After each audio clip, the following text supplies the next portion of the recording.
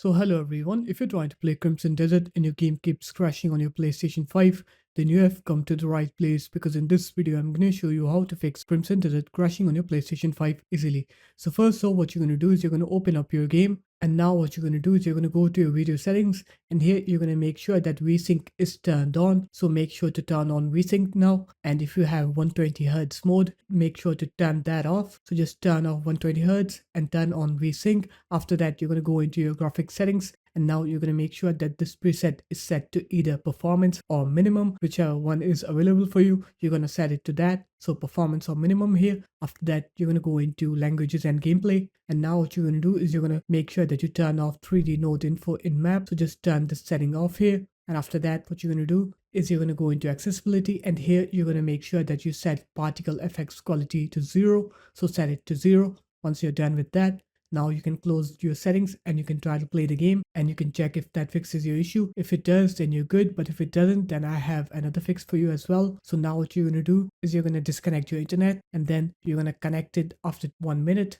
And once it's done connecting, now what you're going to do is you're going to go to your games menu here, and here you're going to go on to Crimson Desert. And once you go on to Crimson Desert, you're going to press the start button on your controller on Crimson Desert, and then it will open up this menu for you. Now you're going to click on to restore license here, and once you click on to restore license, it will restore the license on Crimson Desert. Don't worry, this will not delete your game. After that, you're going to open up the start button again, and now you're going to go into check for update here. Once you click onto that, it will look for any new updates and it will download those updates. Now you're going to restart your PlayStation 5. Once you're done with the restart, now you can try to play the game, and you'll see that your game will not crash anymore.